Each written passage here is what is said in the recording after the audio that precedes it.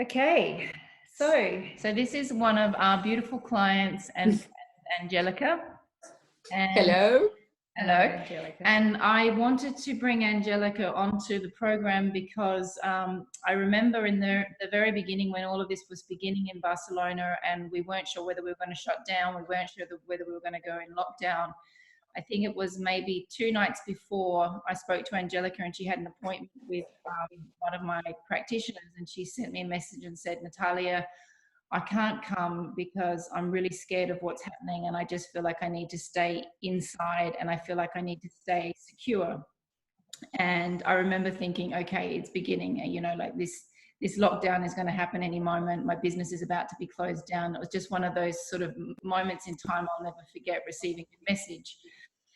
And then after maybe a week and a half of being in lockdown, I contacted Angelica, and he actually completely surprised me, completely took me off guard, and said, well, actually, I'm volunteering in a hotel working with people that have the virus.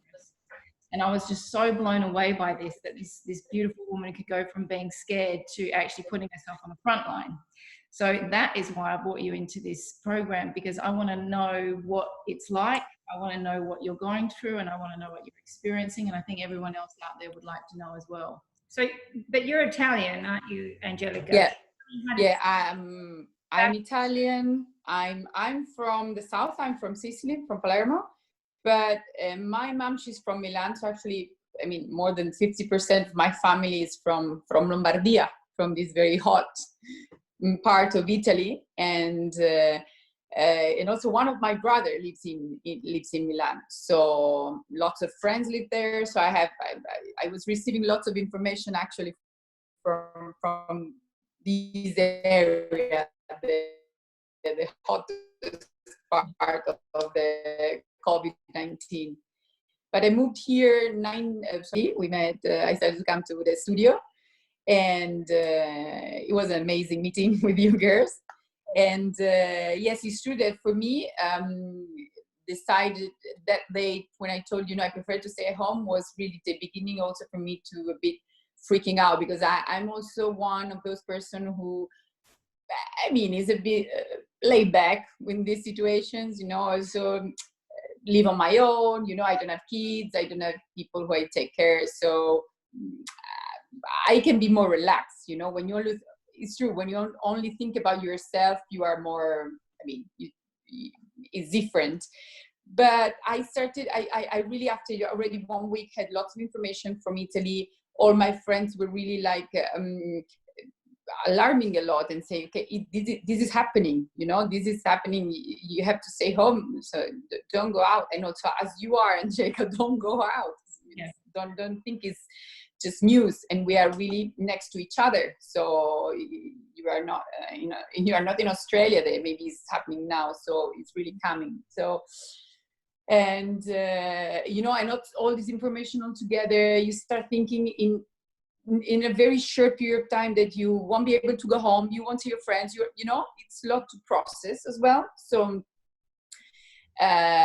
you get scared, and you start to think about maybe too many things, but it's normal. So, and it's hard to process. So what I did in the beginning was to start to do many video calls, phone calls, even to people that maybe I haven't talked for a long time, actually, people who live in New York or wherever, but good friends, of course. It was like, I think, a kind of touch base of people who you love, but maybe you were going to meet them in 2 years, but the feeling that you were engaged was very... It was a moment, I remember that first week of being uncomfortable. You also did reach out to all those people that you love, that you haven't spoken to, that you needed to make sure that they knew you loved them. Yes, totally.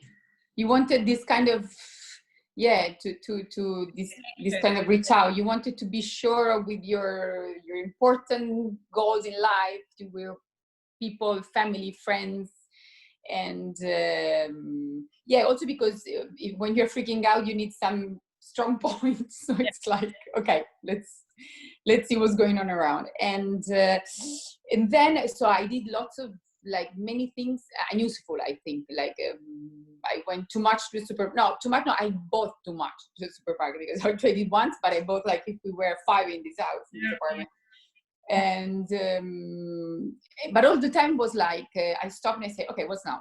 Okay, the supermarket, because I didn't have the feeling of what was going on as everybody. So it was something was going on, but nothing, something untouchable, because then you could see the TV, you could do, you're at home, you're feeling well. So it's like, okay. So I was waiting, but so it was when, after a few days, I started to understand. I mean, after 2-3 days, that I couldn't stand like this, and I had to, leave the moment. Okay, I couldn't freak out more. I couldn't stand it more, and I had to release. And so I started a kind of routine in my own life. I don't have a routine, and I never have a routine, but I started to have a kind of one. So, and I look around and feel my space, my apartment, that I like a lot. So it was nice. But also what I felt is that if I was, I was living alone, I was feeling fine. Good health and independent, feeling good. I couldn't work because, of course, I work in real estate. I'm running other projects, but now how can you call some clients? In my case, I cannot do any webinars or stuff. So in my case, it was impossible to carry on. So I say, I cannot do anything, but I can. So I started to think about some luck that I was missing in this moment, like people, old people who needs to talk with, they were alone at some in a hospital, or maybe take more information about the COVID-19 and assist people. I didn't think about going out. I thought about some device that I could have on my phone that might direct the phone calls to me. So I said, I can still attend people. I can still, so I start to think about some organization that could do some work of this. So we can still stay at home, but do something. But I didn't know. I started to think, but I didn't know. I started searching a bit, and suddenly I have good friends that work in the tourism and all this. So we were sharing lots of articles about what was going on, economy, and all the aspects. So I received this big news about the Cotton House, this hotel in Barcelona, that just decided and was going to open this hotel for the sick people who is still positive but couldn't go home because they would stay in touch, or they didn't have a home, or they were foreigners stuck in Barcelona, or many cases. So, but once they could leave the hospital, they couldn't go home. Right. And also because it wouldn't be an appropriate isolation. Yeah. And so I sent straight away my curriculum saying, I'm an healthy person, I live alone, I have flexibility. It was like this is and I sent my curriculum just so they could see that I'm not a chef, I'm not into cleanings in my apartment, and but I'm much more into production or desk or whatever. Mm-hmm. And actually they answered back straight away. I was so happy about this because I saw this strong interaction. And so I told me, okay, thank you. I will update you as soon as I can, because they were really into organization, daily organization. And like by now at night at 11 p.m., so they were really working hard. They told me about training after 2 days. And so it was. So I went to the training. After actually they told to cancel it because they realized there were too many people in a room, so they couldn't keep the social distance.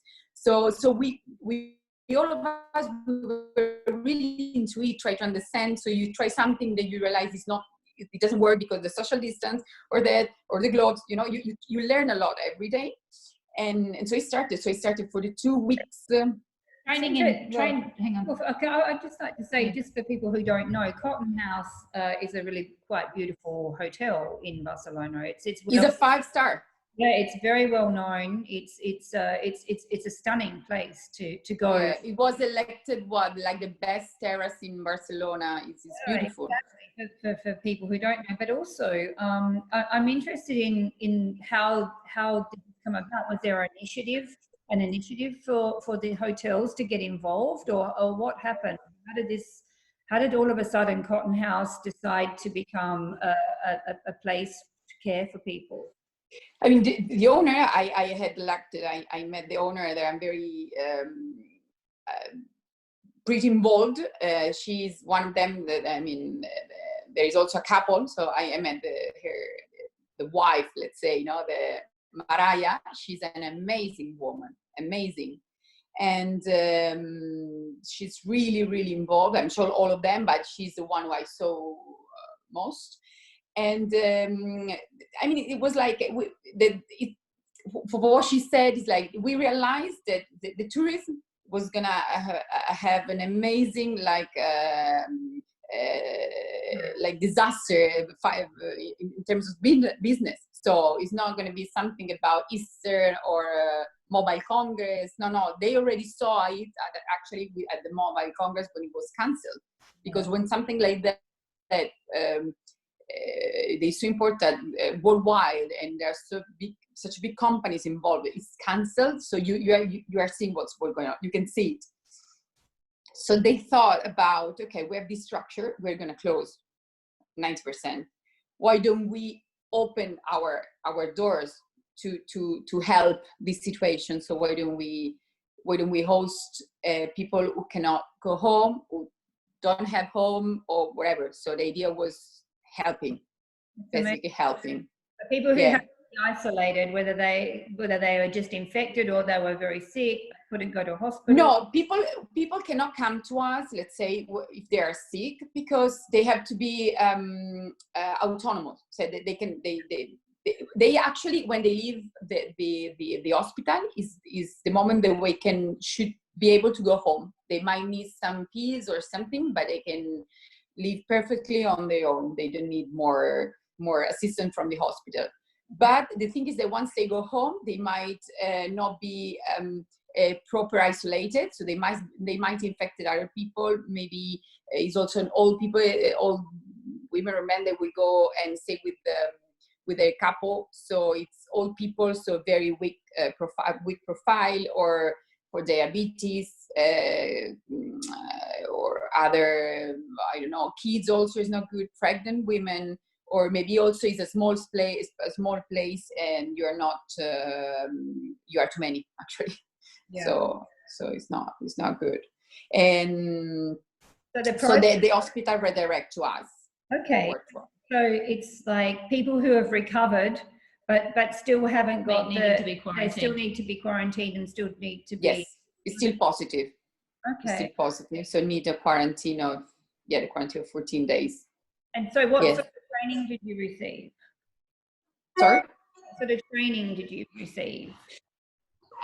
I mean, we the first one I had was really about, okay, this is the situation. This is the scenario. We will learn together a lot because we know as much as you know, maybe. Yeah. And in terms also of evolution and stuff, there were like Guardia Urbana, Bomberos, Policía, so they are working very well with us. They're helping a lot, and they are involved, and they are like overlooking for all of us. So, but the thing is, let's see how can we make it work. So this is the situation. The pandemic and the virus work like this. This is going to be the most important. So it was like an ABC about what the situation was, and so I started 2 weeks doing the night shift at the Cotton House, and I learned a lot. I learned a lot about how to stay behind the desk in a hotel. Doing the night shift, of course, I mean I didn't have lots of requests from the clients, but because thanks God everybody could sleep well or wherever, but I was there with on my own as a receptionist, but there were 2 or 3 nurses, so for any needs or whatever they would call me, and I would coordinate with the girls, one of the girls. But of course, during the days when you have more activity. But anyway, by night, there is like back office, or I was building like the box, the paper box, because the meal is served like in independent boxes that you give to the clients, and it's done by a catering. So once the catering bring all the food, it's manipulated. I don't know, you say it from by the guys. So we have like the menu for 1 week every day, so we know what they have. But there is the one like no salt, diabetes stuff. So we have all the list we have to check. So there is like some work you do behind. So I was preparing box, because also there were like 80 people. So you keep working behind, and so it was very interesting, because I started to learn how the hotel works. So doing a checklist about what needs to be done, what you need to be, you need to be careful to do. You have to do before the other shift. So you need to do everything properly for the other person to take the takeover. And now that I'm the other hotel, because the same owners are the owners of the owners of the Cotton House, is the owners of the Practico Hotels, is a chain. Is a fancy, is a chain of a fancy hotels in Barcelona, but they could open 2 of the 5 of them, because you need to have some measurement that need to fit, because of course you need to have enough space in the hall. You need at least 2 elevators, because one is the dirty way and one is the clean way. So somebody is infected or with all the uniform. So I mean, it's all a process. So and also they gave 1 hotel for the people who came to, who joined the program, because maybe they have also a couple or kids or wherever, and cannot go home for sleeping. So they were hosting them to one of their hotels. So yeah, it's very interesting. It's a really amazing effort on behalf of everybody. I mean, the fact that like business and the social services and the government and volunteers and have all come together to actually help these people to get through this stage. And I mean, you must have seen over the past 5 weeks, I mean, this is our 6th week of lockdown, and you've been talking about being in this from the beginning. I mean, it must have been at times quite intense as you're going. Yes. You must have met a lot of people, Angelica. Yes, I met a lot of people. Also, I tried to find lots of donations, a lot. So I've been calling so many people. I think lots of people were remembering, like, hello, I'm Angelica, I'm calling for, it's like, I was many of cold call was, but it was because lots of people don't have any, some of them, they were coming from the hospital, but they went to the hospital just randomly because they didn't feel good. So they after the supermarket with the bags, they went to the hospital, the doctor, they didn't feel good, so they had a test, they were positive. So people just left their house and suddenly they didn't feel good, and there were women, I would remember, with the bags of the supermarket. They told me, and somebody asked, why you have the supermarket bags? And because I left my bags and I didn't know what was going on. So people didn't have their change, they didn't have clothes. And most of them, they didn't have anybody to bring them clothes. Yeah, right. So we received donation of pajamas, underwear. We have now colors for kids, and we do mandalas. We do many things for them every day. We ask some siblings or people or of their friends of them to send us pictures. So we print them and we put inside the box of the food with nice messages for the day of the Easter. So, I mean, it's a lot to stay isolated in a room. Yeah, absolutely. For 2 weeks. Yeah, exactly. No, it's hard. It's really, really hard. I think this is one of the challenges, I think, that for us speaking to our families in Australia, thank goodness that they still have some social mobility. They can still go out with social distancing. Yeah. So it's also very different being in a house with a garden. That's what I wanted to say. Also, the sizes of the spaces are a bit different. It's not apartment. exactly. So being in one space for one time, yeah, it's challenging. Yeah. It's really, really challenging. And do you think do you think it's changing, Angelica? Have you seen some changes in the last few weeks? Yeah, they are changing because there are less people infected. So also is good, let's say, somehow when they come to us, because they are already feeling better. They just need to stay isolated, but they're feeling better, and some of them come from very long weeks, staying very bad in hospitals or maybe in corridors, because not all of them, they had enough spaces where they were. So emotionally, they are very, very, very tired. So I think things are getting better. We're living such a big change now. Yeah. It's unbelievable. I trust changes, but of course, it's gonna take a while. Yeah, and do you think it's changed you? What do you mean? Or do you think it's changed you about how you deal with stress, or how you deal with this sort of change? Or do you think that it's enriched you to actually be more determined to actually? Because being around people that are like, there's one thing to be going through this as a community and knowing that, yeah, it's another thing to actually be seeing people that are sick. I mean, both. Also, it's very important to keep a cool team. I found beautiful people in both team, in Cotton House and here. So we really do like a kind of team building. We really connected very well. Of course, so you are here for the same reason, with the same goal, with the same. You have already something very strong in common. Yeah. And we share a lot. And I celebrate my birthday last Saturday because I was working, so I brought a small cake and I celebrate with them. So you already are sharing a lot, And so I think that I mean, all the changes are tough, but as everything has two parts, the 50% bad and 50% good. Our goal is to take strongly the 50% good. Absolutely. I mean, economically, I always say economically is a disaster. But for the first time, it's not only Spain or Italy; it's just worldwide. No, that's your 50%.